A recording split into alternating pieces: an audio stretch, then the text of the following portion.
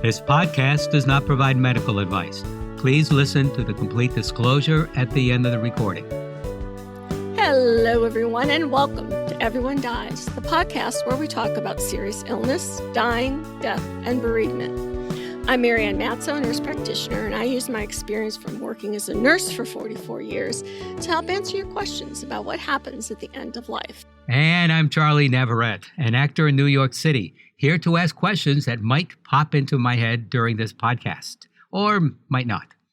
We are both here because we believe that the more you know, the better prepared you will be to make difficult decisions regarding dying.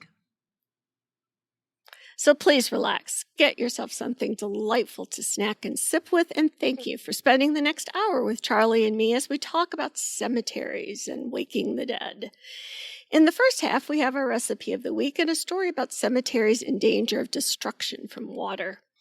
In the second half, I'll be talking about graven images and their meanings. And in the third half, Everyone Dies once again wakes the dead with this week's singer-songwriter of the week, Roseanne Anselmo. So, Charles, how are you? Well, fine. You know, it had a little bit of rain here off and on in the big city. However, compared to... You had rain? I'm so jealous. Well, but when I say rain, I mean suddenly... You know, someone pours a cup of water on your head, that type of rain. It has not been a long, consistent rain. Oh, no. Yes. No. My poor plants are so sad. Hey, have you seen, I'm very late to this party. Have you seen the series called The Boys? I have not, but I've heard it's terrific. Oh, my God. So I don't know, I was reading about it somewhere, so I started it, I don't know, a couple days ago. Yeah. And it's about superheroes. Right. And I don't know, I mean, it doesn't give you a sense of I suppose it's in the future, but it doesn't look that futuristic, actually, but I don't know. But it's about these superheroes and this American society that is built up with these superheroes with a lot of stuff going on underneath it. Right. Yeah. Or right on top of it. And yeah, I saw like the first two episodes. Yes. Okay. It's got like a lot happening, and it is sometimes hysterically funny, and I hope they mean it to be, because it's really amusing. But it's one of those things that you say, they do that on purpose, or are they taking themselves seriously? But I think they are seriously making. And like I said, I only saw the first two episodes. But when the season ended, there was some big thing that happened to some of the characters. But it's one of those things where you have no idea of how they're going to pull it out for season 4. So I mean, that's always a lot of fun. But yeah, it's a big hit. Well, I think I'm in season 2 now, and so season 4 hasn't started yet. No, 3 ended. I'm going to say about a month ago. So I'm not sure when 4. Oh, okay. And I could be wrong. Maybe it was 4 months ago. Who knows? But yes. But they had. But it wasn't today. It wasn't today. I'm sure of. It wasn't today.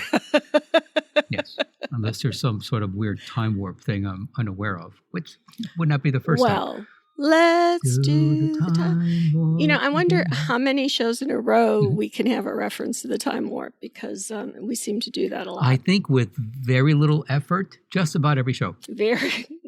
Actually, no effort whatsoever. Yeah. You know what? On right. My part. No effort whatsoever. And if there's ever any effort, very little effort. And then they're rare.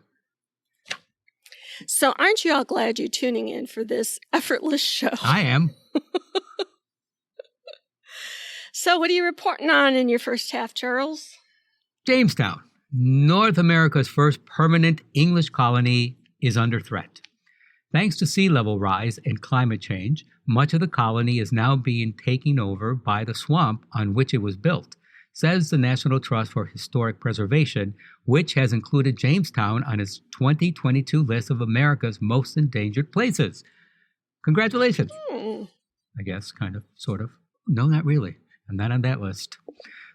Experts tell the Washington Post's Michael E. Ruane that due to difficult climate change and rising waters, they have roughly a 5-year window to protect the site from flooding. Since 1994, archaeologists and researchers have uncovered some 3 million artifacts from the site of the original colony, per the Jamestown Rediscovery Project's website. Historians had assumed that the original fort at the site had long since been swallowed up by the James River, but archaeologists have uncovered most of the structure's remains. Isn't that cool? Yeah, it was. I mean, just all this uncovering stuff. It's not just simply, you're digging, and suddenly you hit something hard. But over time, what started with simply that, now with, X-rays and different sound seismic thingamajiggies. And in the several years ago, they launched a satellite which from space was able, could photograph an area. They started with Egypt, looking for old tombs. And underneath layers of sand, and layers of looked like some sort of foundation. Anyways, the satellite saw 3 layers below the ground, which nobody can see at eye level, and just finding all sorts of real cool things that are thousands of years old. And this, of course, now is being used in different parts of the world. I don't know if they did the satellite thing here. I don't think so, but just with ground equipment, like different X-ray type machines.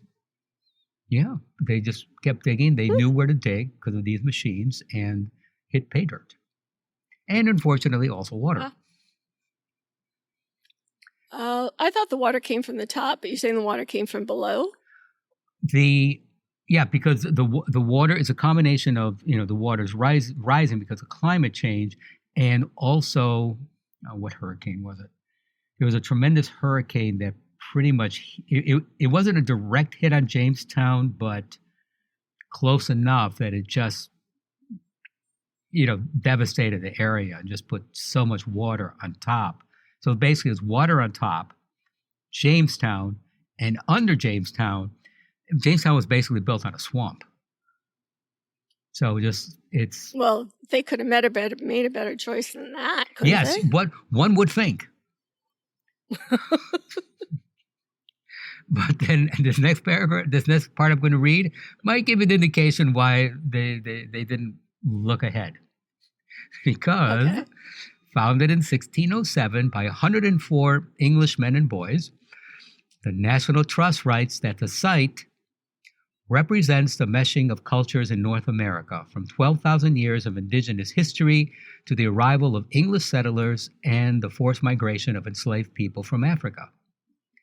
The settlers experienced epic hardships, disease, infighting, and drinking brackish river water, which killed many of the original English colonists, as did starvation caused by ignorance of how to survive off the land.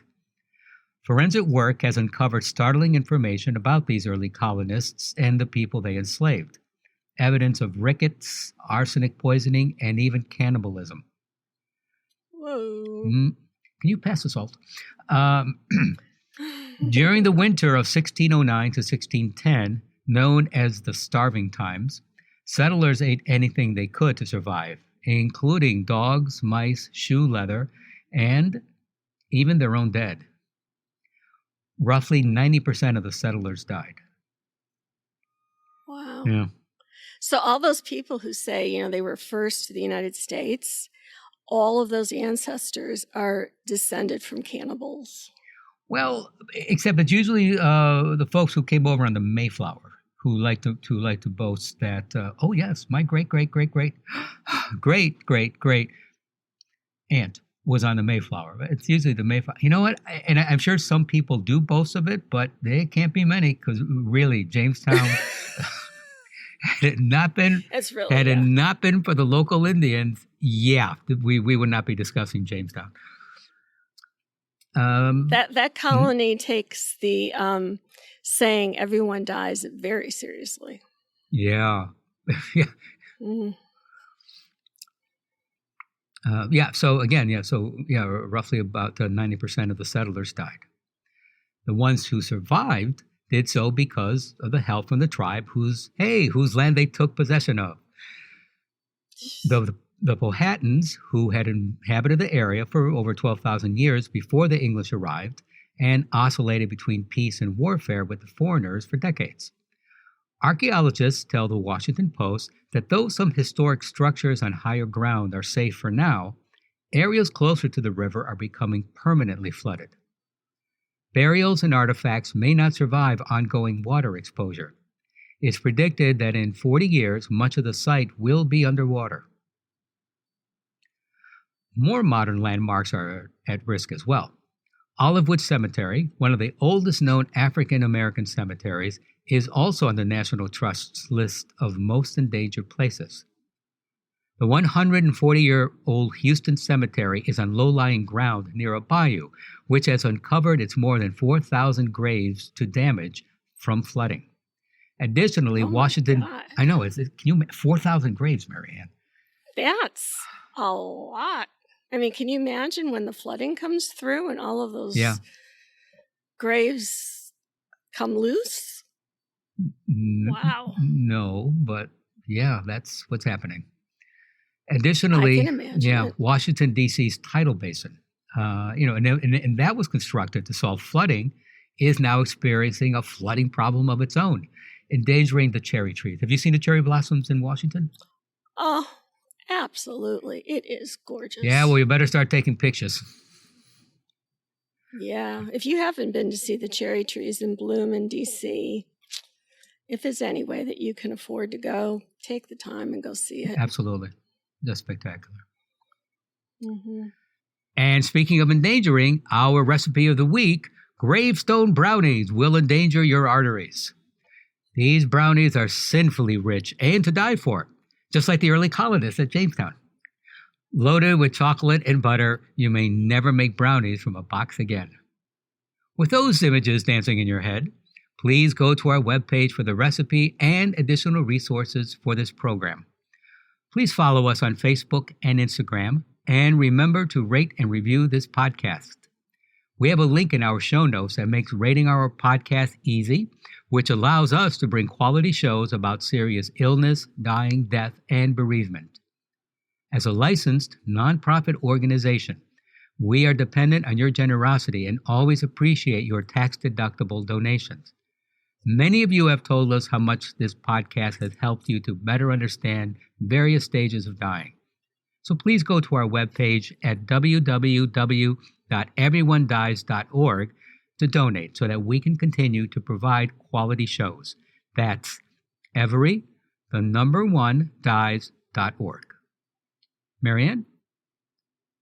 Thanks, Charlie. Cemeteries have really always held a fascination for me. They're restful, reflective places filled with sort of the sense of timelessness. And I gotta tell you, every country that I've had to travel to for work, or even when we go on vacation, I always go to the local, Victorian cemetery because they're pretty cool. The art in them are incredible, and I don't know, I find them interesting. So there's another disclosure of how nerdy I am. So while I'm roaming through these older cemeteries, I'm really struck by the carvings on gravestones and the statues. But Charlie, have you ever asked yourself of the meaning of those carvings? Yes, I have. Actually, there's two big cemeteries. The one up in the Bronx, both have the big carvings, but I took a tour once of that dictionary. Everyone from Miles Davis to, Dorothy Parker is buried in that place. And yes, there were different, carved out etchings, of an angel, but not just one angel in one position, but angels in different positions. Now I can't remember of anything else, but it was never just simply like a dove. There was a difference between a dove and a dove with spread wings. Yes, and everything has its own meaning and why that particular sculpture was put in place. Yeah. Right. So today I'm going to give you a little bit more information about these images that you see in the graveyards. So, you know me, Charlie, so I have to do a little bit of history before I get to the point. So Excellent. humans have long marked graves and commemorated their dead. At some point, prehistoric man began the custom of burying the dead, and stones were used to prevent wild animals from spoiling the gravesite. Later, seashells, tools, beads, clothing, and other items were piled atop the grave or buried with the dead, and then the funeral rites would begin.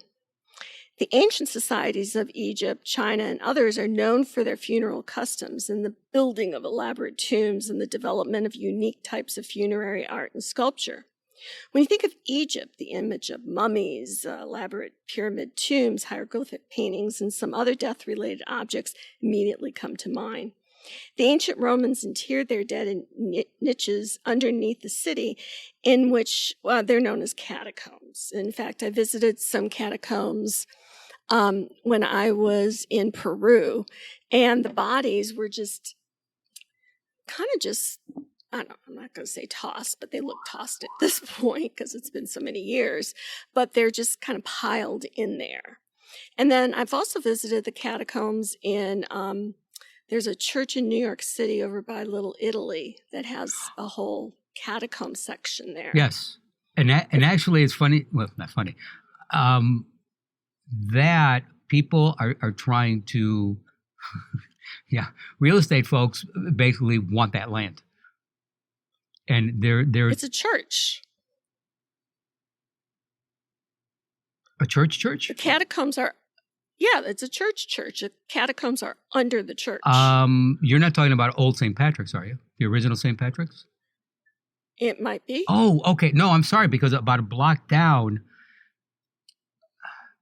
that's another story. But supposedly there are also catacombs there, and there was talk about, out of respect, that developers would very kindly look for those any bodies down there, take them out, and then build their high rise. Oh yeah, at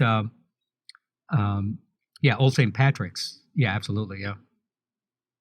Yeah. So that's a cool tour to go on if you're in New York City and you like stuff like that, like I do.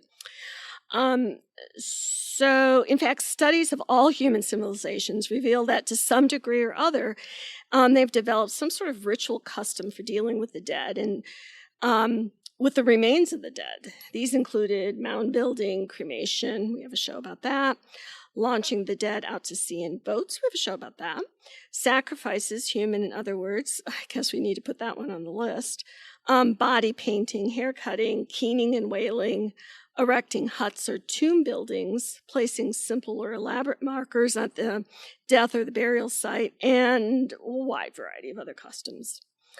European cultures developed in a similar way. The death's head and dancing skeleton, for example, both became common representation of life's brevity during the epidemics of the plague in Europe. As the centuries passed, more and more graphic representations came into use. During the Victorian-era, in both Europe and the United States, elaborate tombs, gravestone carvings, statuary, funerary clothing, and other paraphernalia involved to commemorate the dead. They also allowed the living to share their They also allowed the living to share their sorrow and mourning with one another and for posterity. And entire cemeteries planned as rural recreational parks were developed. And there's a real nice one in Lowell, Massachusetts. That is a really good example of those Victorian recreational parks. I mean, there's no rides or anything like that, but there's a lot of carriage paths and picnic areas, things like that. So in terms of the graven image, graven images are the images you see at grave sites and icons. As you roam through a cemetery, you're likely to repeatedly see the same image. And so what do these represent? Now, there's a lot of links, a couple links I gave you in the show notes so that you can actually go to those sites and take a look at all the different I mean, there's pages and pages of what these different things represent. So if you see a weeping willow, it indicates mourning or natural grief. Clasped hands signify farewells, sudden death, while a hand pointing upward indicates the pathway to the heavenly reward. An urn represents immortality. An angel blowing a trumpet indicates resurrection, as does a flying dove. Wheat sheaves represent the divine harvest, and a wreath signifies victory over death. Statuary in cemeteries is common, and even for children. I put in the show notes a picture that I took of a grave site in South Carolina, and it's looks like a baby carriage, but it's made out of cement. And there's actually, I don't know if it's the actual baby's kind of like face, but it's three-dimensional in the back of the crib. And then the crib part where the baby would normally go, they have it with dirt and stuff in it so they can plant the flowers in there. So the whole bassinet kind of thing is the grave. Oh, wow. Okay. So for kids, some of the imagery that you see is a lamb, which is a figure signifying purity, a small chair or cradle representing the emptiness caused by child loss, a doll, a rattle, or other toy indicating the premature end of childhood, a sleeping baby picturing the eternal rest for an infant, praying hands signifying the hope that the child is in God's care. While some of these images may seem self-explanatory, others are a little bit more cryptic. Flowers represent the fragility of life, and a plucked flower indicates the early death of a life in bloom. A line is indicative of courage, and an arrow represents mortality. A snake with its tail in its mouth indicates everlasting life in heaven, while a coiled snake indicates sin. So, I mean, you can look at these, if you know this stuff, as you go through and look at the different tombstones, you can get kind of a gist of what was going on back then. Yes. An urn with a cloth over it signifies immortality, penitence, death of the body, and its return to dust in the final resting place. Roosters are common in some cemeteries, representing resurrection.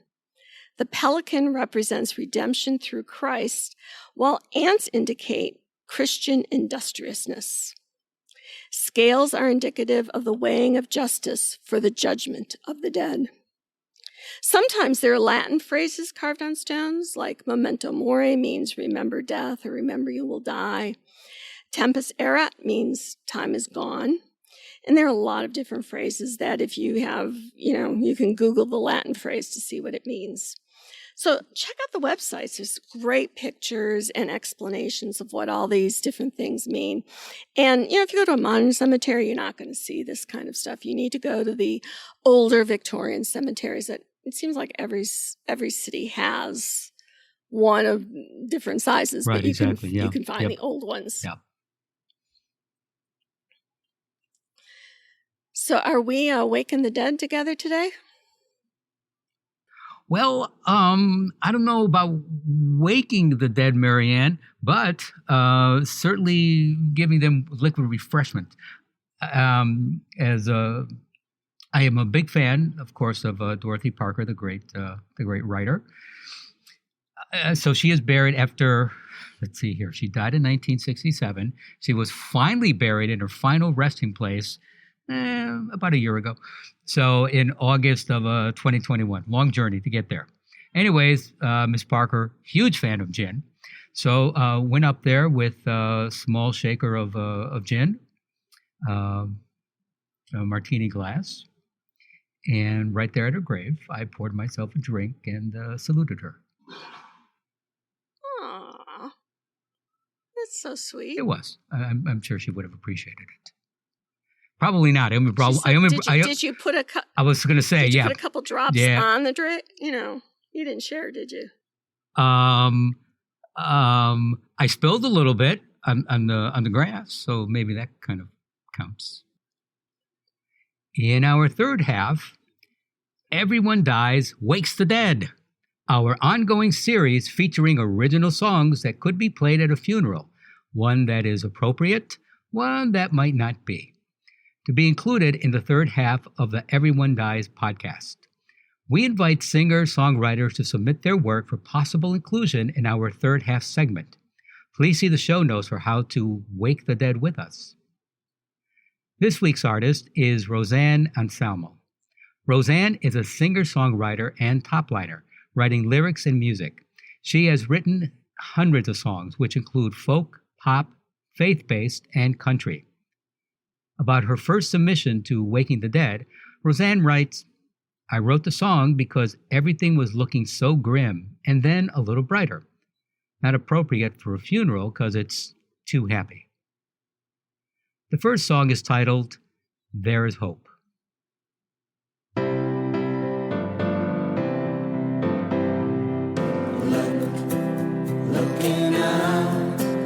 Looking out, it may seem kind of grim, but just trust, just believe, sun will shine even though it seems dim. Yes, there is hope, there is hope, don't ever, no, don't ever give in.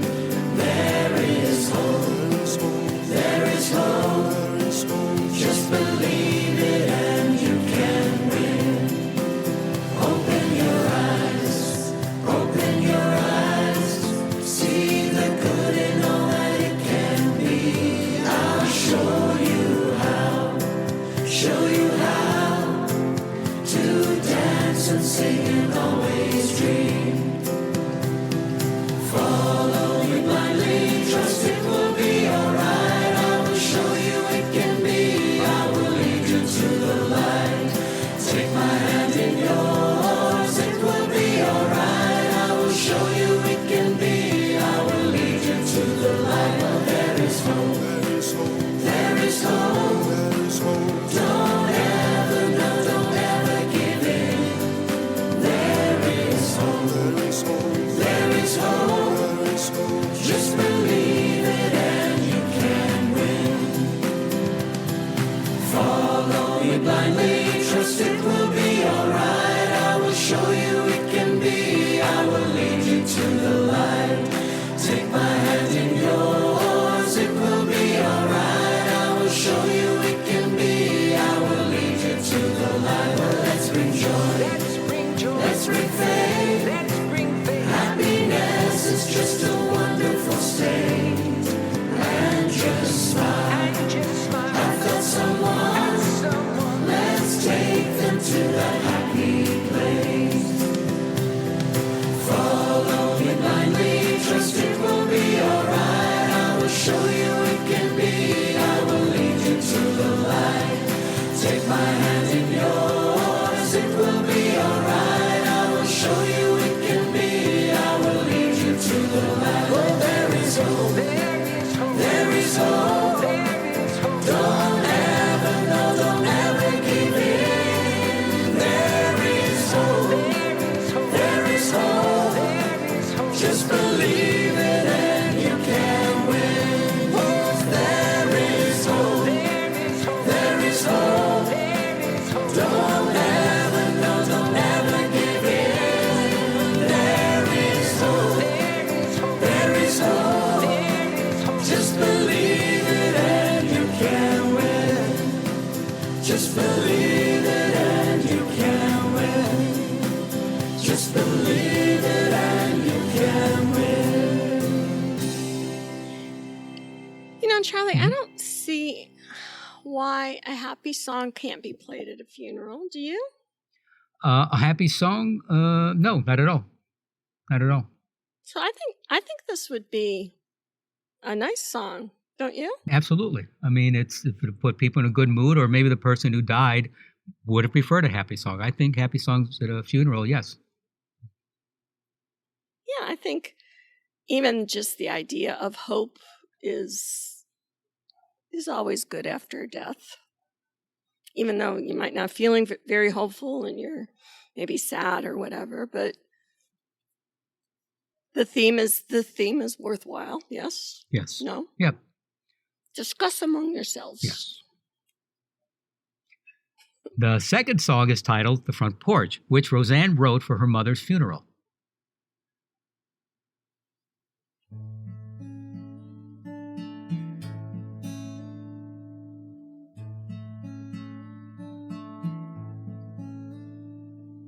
I opened the door of the front porch, crying 'cause I fell down. You took me in your arms and held me till the tears in my eyes were gone. Don't you worry, 'cause it's alright. Everything will be just fine. You kissed me on my cheek and held me. Your wounds will heal in time. I opened the door of the front porch. You were sitting in your chair, wearing your pink puppy pajamas, looking out to see who was there. Don't you worry, Mom, it's alright. Everything will be just fine. We're here to watch over you now. Your hurt will heal in time. I opened the door of the front porch and now see the empty chair. But you are the angel on my shoulder. I can somehow feel you there. Don't you worry, 'cause it's alright. Everything will be just fine. I'm watching you from heaven. Your tears will dry in time. And don't you worry, 'cause it's alright. Everything will be just fine. We'll see each other in heaven. Your tears will dry in time. We'll see each other in heaven. Your tears will dry in time.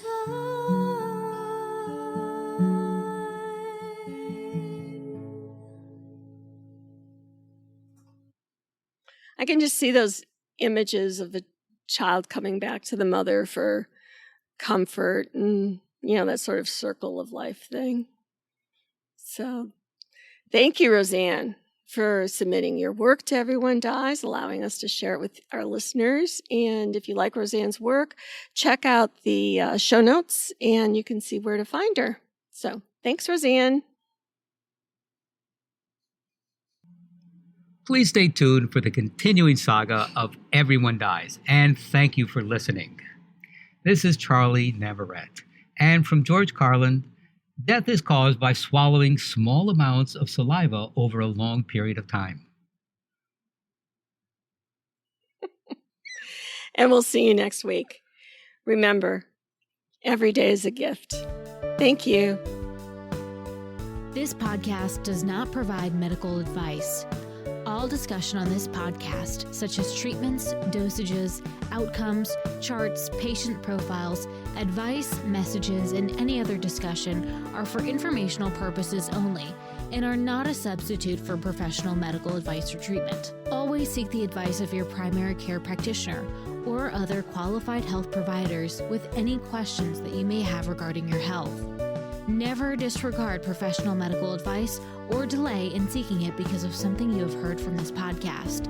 If you think you may have a medical emergency, call your doctor or 911 immediately. Everyone Dies does not recommend or endorse any specific tests, practitioners, products, procedures, opinions, or other information that may be mentioned in this podcast. Reliance on any information provided in this podcast by persons appearing on this podcast at the invitation of Everyone Dies or by other members is solely at your own risk.